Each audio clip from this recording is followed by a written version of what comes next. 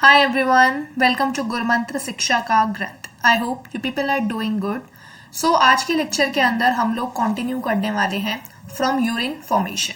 Right, urine formation की अगर हम बात करते हैं तो urine formation involves 3 main process. ठीक है, 3 मेन प्रोसेस के बारे में हम बात करेंगे। Number 1 will be glomerular filtration, second process will be reabsorption and third will be your secretion. Okay, so सबसे पहला स्टेप जो है that is glomerular filtration.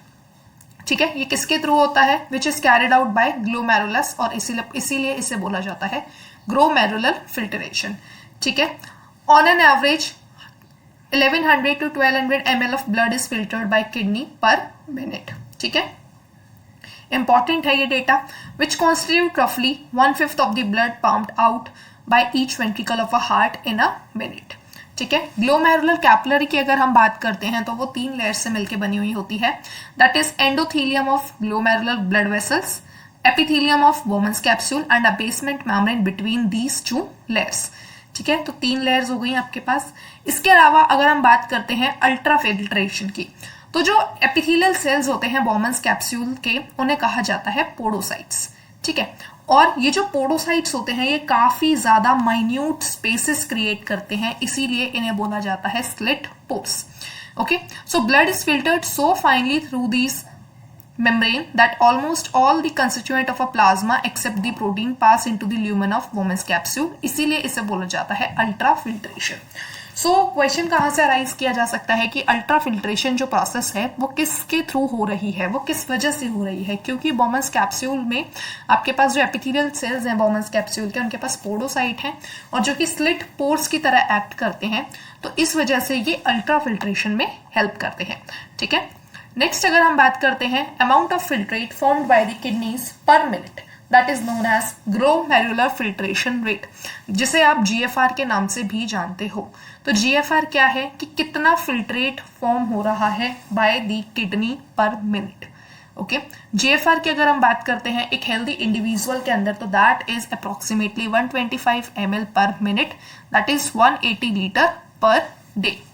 Okay, अब हम इंपॉर्टेंट चीज की बात करते हैं तो एनसीईआरटी बुक के अंदर ये जो पैराग्राफ है दैट इज वेरी इंपॉर्टेंट। क्यों? The kidneys have built in mechanism for the regulation of GFR. Kidneys के पास एक इंपॉर्टेंट मैकेनिज्म है जो कि आपकी जीएफआर को रेगुलेट करता है। GFR is what? GFR is glomerular filtration rate. ठीक है, one such efficient mechanism is carried out by Juster glomerulus apparatus, that is JGA. तो जेजीए क्या है? एक सेंसिटिव रीजन है जो कि सेल्यूलर मॉडिफिकेशन से बना हुआ है in the DCT and the efferent arteriole. Okay, तो क्या होता है कि मान लीजिए आपका जीएफआर जो है, ग्लोमेरुलर फिल्ट्रेशन रेट जो है वो डाउन हो गई है, वो फॉल कर गई है। तो इस वजह से क्या होगा? A fall in GFR can activate the JG cells. ठीक है, जेजी सेल्स को एक्टिवेट करेंगे टू रिलीज दी रेनिन, ताकि रिलीज हो सके रेनिन का, and which can stimulate the glomerular filtration flow and thereby GFR back to normal।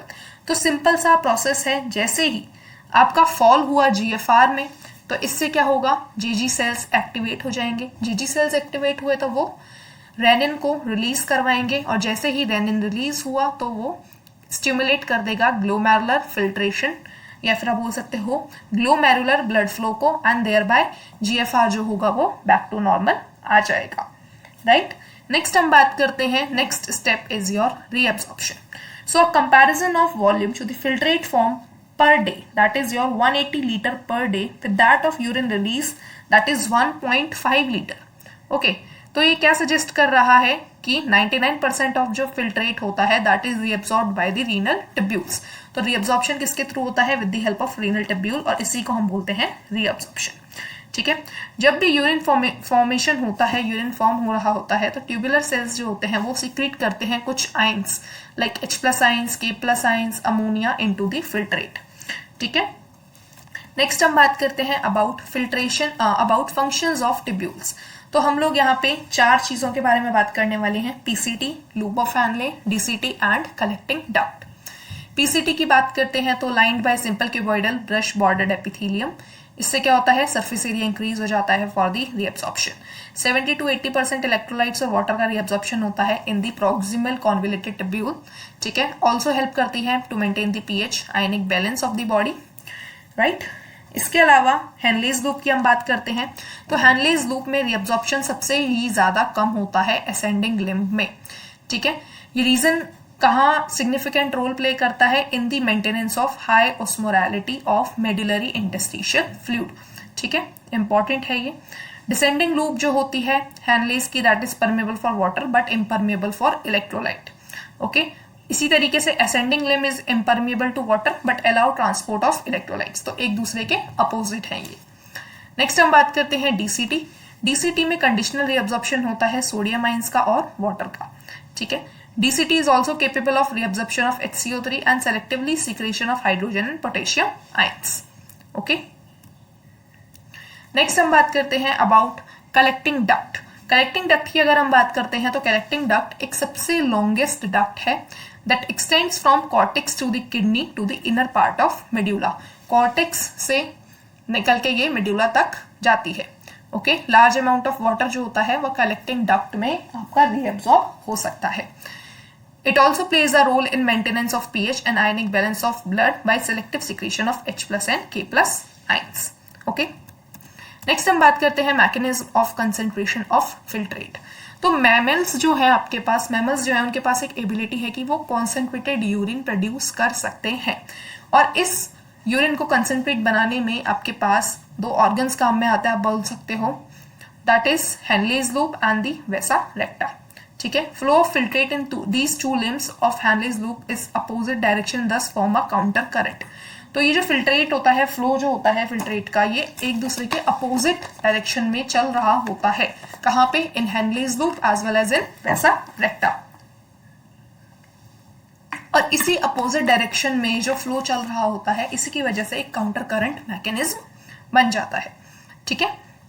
The flow of blood through the two limbs of vasa recta is also in countercurrent pattern.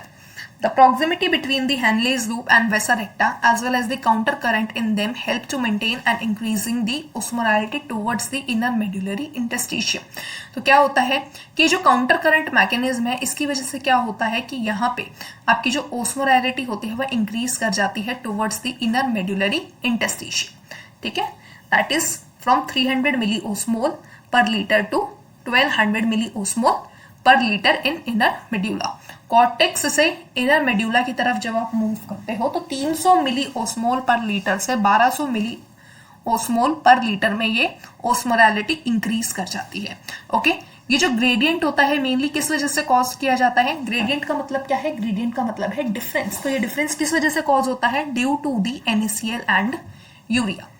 NaCl is transported by ascending limb of Henle's loop, which is exchanged with the descending loop of vasa recta. Okay? तो ये आपका counter current mechanism इस तरीके से होता रहता है। Human kidneys can produce urine nearly 4 times concentrated than the initial filtrate form. That is also very important. कितने times concentrated होता है? 4 times. Okay? रेगुलेशन की अगर हम बात करते हैं किडनी फंक्शन में, तो it involves the hypothalamus, JGA to a certain extent and the heart. Okay. अब देखो, osmoreceptors in the body are activated by changes in blood volume, body fluid volume and the ionic concentration. An excessive loss of fluid from the body can activate these receptors, which stimulate the hypothalamus to release ADH. ADH was what? Antidiuretic hormone. तो जो hypothalamus होता है वो क्या release करता है? It releases ADH और the vasopressin from the neurohypophysis. ADH facilitates water reabsorption from the later part of the tubule, thereby preventing diuresis. An increase in the body fluid volume can switch off the osmoreceptor and suppress the ADH release to complete the feedback. तो यहाँ पे आपका feedback mechanism चल रहा होता है। तो ADH का अगर हम बात करें तो ADH जो होता है that can affect the kidney function. कैसे? By constrictory effect in the blood vessels, ठीक है। तो ADH जो होता है वो किडनी के फंक्शन को इफेक्ट डाल सकता है, किस तरीके से? ब्लड वेसल्स में इफेक्ट करके, okay. This causes an increase in BP, इस वजह से आपका ब्लड प्रेशर इंक्रीज कर जाता है, and increase in BP can increase the glomerular blood flow and thereby GFR, ठीक है। फिर आपका JGA आ जाता है। JGA के बारे में आप अभी पढ़ ही चुके हो, ओके। इसके अलावा we have anti atrial nephrotic factor, that is ANF. An increase in the blood flow of the atria of the heart can cause the release of ANF. ANF क्या करता है? ANF आपका vasodilation करता है, dilatation of blood vessels. Okay, next हम बात करते हैं अबाउट मिक्चुरेशन. मिक्चुरेशन की अगर हम बात करें तो urine formed by the nephrons is ultimately carried to the urinary bladder where it is stored till a voluntary signal is given by the CNS. ठीक है, तो यूरिन जो आपकी बॉडी के अंदर फॉर्म हो रहा है by the help of nephrons, वो कहाँ लेके जाया जाता है? वो यूरिनरी ब्लैडर में जाके स्टोर कर दिया जाता है. फिर जैसे ही सिग्नल मिलता है, वॉलंटरी सिग्नल मिलता है, उसे हम रिलीज कर देते हैं. This signal is initiated by the stretching of urinary bladder and its get filled with the urine. ठीक है, in response to stretch receptors on the walls of bladder send the signal through CNS. ठीक है, CNS फिर message पहुंचा देता है to initiate the contraction of smooth muscles of the bladder and simultaneously relaxation of urethral sphincter causing the release of urine. तो micturition क्या है? Micturition is a process that can release the urine.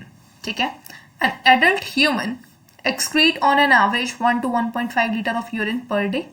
Urine formed is a light yellow color watery fluid which is slightly acidic. ठीक है, कितनी pH होती है? 6, around 6, which has a characteristic odor.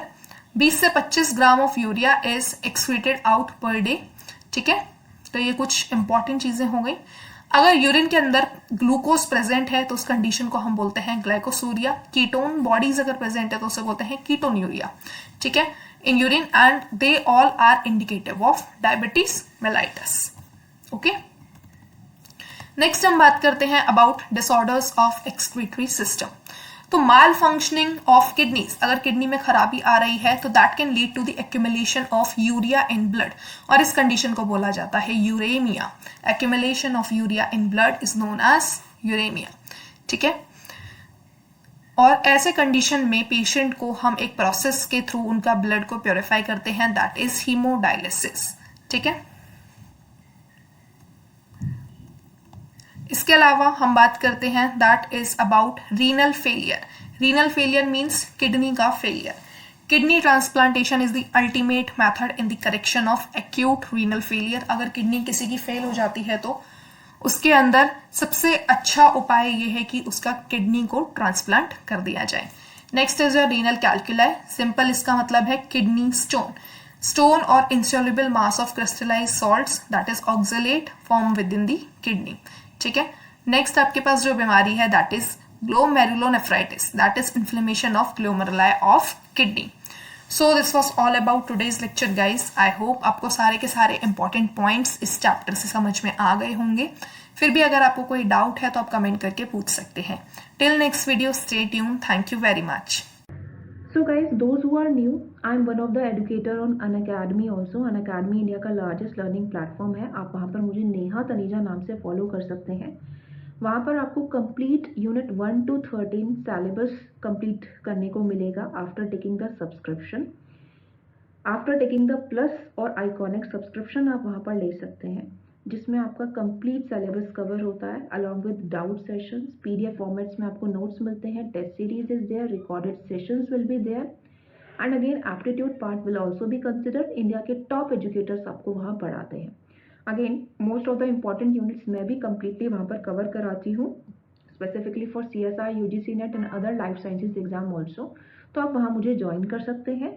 अगर आपको कोई भी क्वेरी है तो आप मुझे डायरेक्टली मेल भी कर सकते हैं in case if you have any sort of query. and अगर आपको सारी नॉलेज है तो आप डायरेक्ट सब्सक्रिप्शन ले सकते हैं using my referral code that is simply NEHA NEHA to get 10% discount on total fees, चाहे वो प्लस सब्सक्रिप्शन हो चाहे वो आइकॉनिक सब्सक्रिप्शन हो. कोई और क्वेरी है तो आप मुझे डायरेक्टली मेल भी कर सकते हैं.